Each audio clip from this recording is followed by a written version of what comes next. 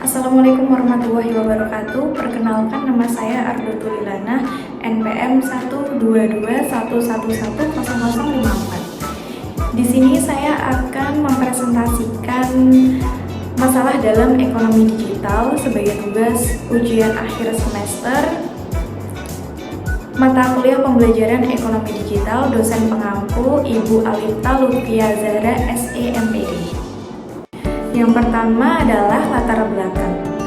Ekonomi digital merupakan fenomena yang beberapa tahun terakhir muncul terkait dengan aspek-aspek mikro, makro, dan teori organisasi dan administrasi. Fakta ini akan menjelaskan perkembangan dan pertumbuhan beberapa dekade yang akan datang. Dari kejadian ini, yang berhasil diidentifikasi pertama kalinya adalah aktivitas e-commerce antar perusahaan dan individu, distribusi digital barang-barang dan jasa-jasa, dukungan pada penjualan barang-barang, terutama sistem dan jasa-jasa yang menggunakan internet. Jumlah transaksi digital di Indonesia terus meningkat setiap tahun, menunjukkan bahwa negara ini juga berpartisipasi dalam dunia digital. Menurut urutan yang dikeluarkan Economist Intelligence Unit berdasarkan perkembangan perekonomian, Indonesia berada di urutan 65 dari 70 negara. Menurut MC Kisney dalam lapangan bertajuk Uncloak Indonesia's Digital Opportunity, beralihan ke ranah digital akan meningkatkan pertumbuhan ekonomi hingga 150 miliar dolar pada 2025. Laporan itu menyatakan pula 73% pengguna internet di sini mengakses internet melalui perangkat seluler.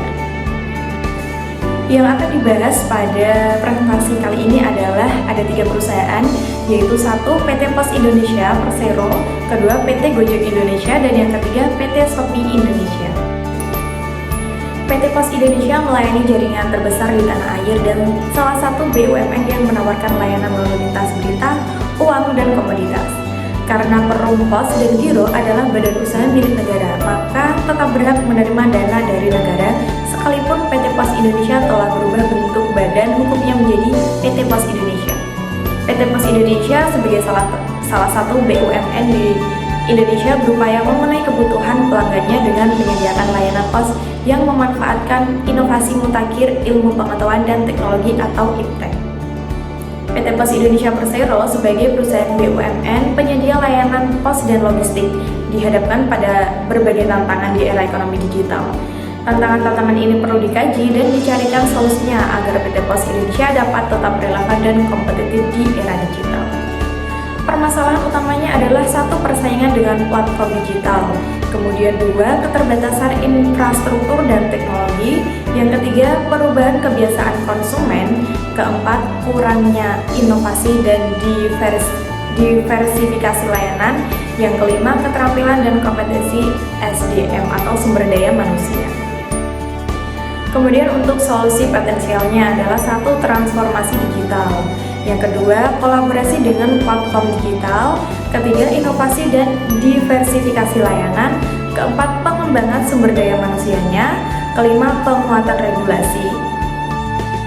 Selanjutnya adalah PT Gojek. Diawali dengan kehadiran perusahaan PT Gojek Indonesia pada tahun 2019 yang didirikan oleh Nadiem.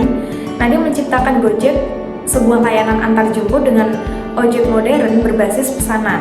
Ojek yang merupakan kendaraan motor roda 2 ini menjadi transportasi yang sangat efektif. Aplikasi ini memungkinkan para user untuk dapat memesan ojek secara online. Gojek dikenal sebagai ojek modern dan profesional. Kemudian para driver telah dilengkapi dengan handphone berbasis Android dengan tujuan memudahkan para driver untuk berhubungan dengan para user dan dapat dengan mudah memperoleh rute terbaik untuk melakukan pengantaran penumpang. Dan seiring dengan berjalannya waktu, saat ini perusahaan PT Gojek Indonesia telah berkembang dengan pesat. Sadar kalau metode pembayaran seringkali menghambat para pengguna dalam menggunakan layanan mereka, pada tahun 2016, Gojek meluncurkan metode pelayanan GoPay. Dan kini saldo GoPay dapat diisi melalui berbagai cara, mulai dari transfer bank hingga dengan memberikan uang langsung ke pengemudi Gojek. Kemudian tak berhenti sampai di situ, Gojek pun turut memperkuat layanan lama mereka seperti GoSend. Mereka juga bekerja sama dengan marketplace Tokopedia dan Bukalapak untuk mengantarkan barang pesanan dari penjual kepada para pembeli. Gojek telah bekerja sama dengan aplikasi chat Line sehingga pengguna Line ini bisa memesan Gojek langsung ke aplikasi tersebut. Selanjutnya yang ketiga adalah PT Shopee Indonesia. PT Shopee International Indonesia merupakan anak perusahaan dari Sea Group yang dulu dikenal dengan nama Garena. Didirikan pada tahun 2015, Sea Group berkantor pusat di Singapura. Shopee yang bergerak di industri e-commerce dipimpin oleh Chris Pang, salah satu mantan pegiat roket internet yang pernah mengepalai Zalora dan Lazada. Permasalahan ekonomi digital pada Shopee adalah tantangan untuk meningkatkan pendapatan dan mengurangi biaya operasinya. Shopee adalah perusahaan e-commerce yang populer di Asia Tenggara dan telah mengalami pertumbuhan yang signifikan dalam beberapa tahun terakhir. Namun, perusahaan masih menghadapi beberapa tantangan dalam menghadapi persaingan yang ketat di industri e-commerce. Salah satu solusi potensial untuk tantangan ekonomi digital Shopee adalah fokus pada meningkatkan pengalaman belanja online bagi pelanggan. Ini dapat dilakukan dengan menginvestasikan dalam teknologi dan infrastruktur yang lebih baik, seperti pengembangan aplikasi seluler yang lebih baik dan meningkatkan kecepatan dan ketersediaan pengiriman.